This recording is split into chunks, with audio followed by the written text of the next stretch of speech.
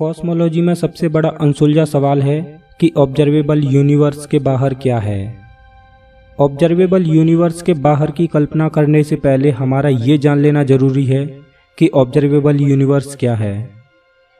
Observable universe वो area है जिसको हम माप सकते हैं और इसके बाहर के एरिया को हम माप नहीं सकते। यह एक स्फेरिकल रीजन है जिसका मैटर पृथ्वी से भी ऑब्जर्व किया जा सकता है और इस रीजन में लगभग 2 ट्रिलियन गैलेक्सीज मौजूद हैं। ऐसा माना जाता है कि इस ऑब्जर्वेबल यूनिवर्स का जन्म 13.7 बिलियन साल पहले हुआ था, क्योंकि अभी तक यूनिवर्स में 13.7 बिलियन साल से पुरानी लाइट को डिटेक्ट नहीं किया गया है। लेकिन ऐसा भी माना जाता है कि ऑब्जर्वेबल यूनिवर्स के बाहर भी लाइट एग्जिस्ट करती हो, लेकिन वो लाइट ट्रैवल करके अभी तक हमारे प्लैनेट तक नहीं पहुंच पाई हो। अब सवाल ये है कि ऑब्जर्वेबल यूनिवर्स के बाहर क्या है। यहाँ पर 4 ऐसी अवधारणाओं को जानेंगे जो बताती हैं कि ऑब्जर्वेबल यूनिवर्स के बाहर क्या हो सकता है। आइए जानते हैं। The same thing. अभी तक खगोलविद यूनिवर्स की बाउंड्री को डिटेक्ट नहीं कर पाए हैं, जिससे पता चले कि यूनिवर्स का कोई एंड पॉइंट भी है जहां पर यूनिवर्स खत्म होता हो। इस वजह से ऐसा हो सकता है कि ऑब्जर्वेबल यूनिवर्स के बाहर भी वही चीज़ें हों जो ऑब्जर्वेबल यूनिवर्स में हैं, जैसे स्टार्स, गैलेक्सीज आदि।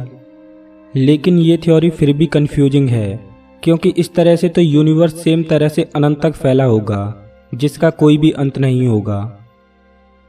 इस थ्योरी के अनुसार खगोलविद मानते हैं कि ऑब्जर्वेबल यूनिवर्स के बाहर हमारे यूनिवर्स की तरह ही दोहराव हो रहा होगा और इस बात की प्रबल संभावना है कि वहाँ पर भी अर्थ जैसा प्लैनेट होगा जिस पर जीवन मौजूद होगा और यूनिवर्स का दोहराव अनंत तक होगा। ये थ्योरी लगभग पैरेलल यूनिवर्स थ्योरी जैसी ही है।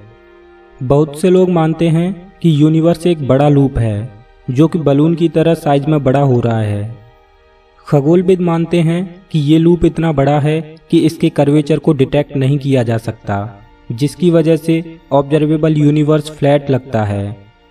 यहाँ तक कि अगर यूनिवर्स एक जाइंट लूप है जो कि साइज में बड़ा हो रहा है, तो सवाल ये है कि ये जाइंट लूप किस चीज में एक्सपेंड कर रहा है।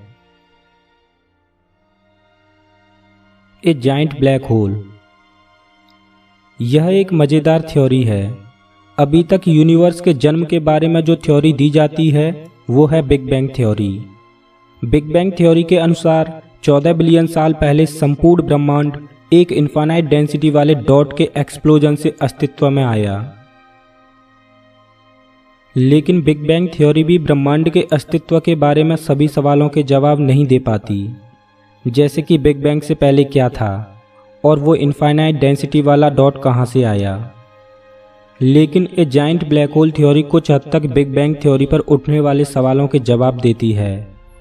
इस थ्योरी के अनुसार बिग बैंग से पहले भी कुछ था और वो था एक और ब्रह्मांड जो कि एक ब्लैक होल में समा गया और सिंगुलरिटी लेवल तक क्रॉस होते गया। और उस सिंगुलरिटी जिसको कि इनफाइनाइट डेंसिटी वाली डॉट बोल सकते हैं, इस इनफाइनाइट डेंस डॉट को वैज्ञानिकों ने नाम दिया the seed of a new universe. इस सीड में एक्सप्लोजन हुआ और एक नया यूनिवर्स बना। इस थ्योरी के अनुसार हमारा ब्रह्मांड एक जाइंट ब्लैक होल के अंदर हो सकता है। वैसे इस थ्योरी को सपोर्ट करने के लिए कोई भी ठोस सबूत नहीं है।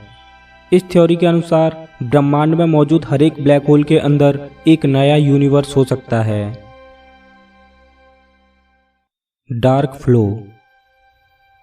हाल ही में हुई एक खोज के मुताबिक ऑब्जर्वेबल यूनिवर्स के बाहर कोई मिस्टीरियस फोर्स मौजूद है जो कि गैलेक्टिक क्लस्टर्स को अपनी ओर काफ़ी तेज रफ्तार से खींच रहा है। वैज्ञानिकों ने इस रहस्यमयी फोर्स को नाम दिया है डार्क फ्लो।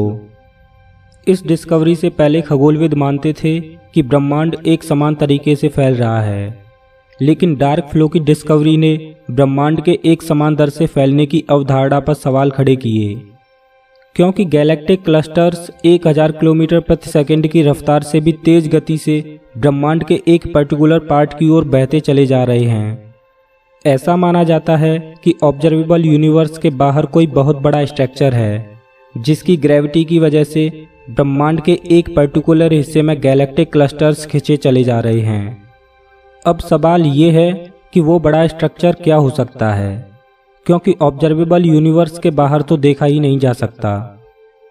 ऐसा माना गया कि ऑब्जर्वेबल यूनिवर्स के बाहर कोई बहुत बड़ा ब्लैक होल हो जो कि क्लस्टर्स को अपनी ओर खींच रहा हो, लेकिन नासा इस बात से सहमत नहीं है। नासा का कहना है कि अगर वहां पर कोई ब्लैक होल होता तो क्लस्टर्स की स्पीड और बढ़ती जाती, लेकिन ऐसा नहीं हो रहा है। कार्नेगी यूनिवर्सिटी के प्रोफेसर रिचर्ड हेलमैन का मानना है कि यह डार्क फ्लो ऑब्जर्वेबल यूनिवर्स के बाहर मौजूद किसी दूसरे यूनिवर्स के पोल की वजह से हो सकता है। उनका मानना है कि ऑब्जर्वेबल यूनिवर्स के बाहर भी कोई दूसरा यूनिवर्स मौजूद है। The multiverse. The multiverse theory लगभग पहली थ्योरी के जैसे ही है। इस थ्योरी के अनुसार हमारे यूनिवर्स की तरह ही ऑब्जर्वेबल यूनिवर्स के बाहर और भी यूनिवर्स मौजूद हैं। इस थ्योरी के अनुसार हमारे यूनिवर्स के एंड पॉइंट के बाद से एक नया यूनिवर्स शुरू हो जाता है। ये पैरेलल यूनिवर्स बबल्स की तरह हैं। हमारा cosmic vision speed of light की वजह से लिमिटेड है, जिसकी वजह से हम 14 बिलियन लाइट ईयर से आगे नहीं देख पाते। अगर मल्टीवर्स थ्योरी सही है तो वो यूनिवर्स भी हमारे यूनिवर्स की तरह ही एक्सपेंड कर रहे होंगे। कुछ लोग मानते हैं कि ब्लैक होल में जाकर एक नए बबल यूनिवर्स में जाया जा सकता है। दोस्तों, जैसा कि हम जानते हैं कि यूनिवर्स एक्सपेंड कर रहा है, लेकिन ये किस चीज में एक्सपेंड कर रहा है?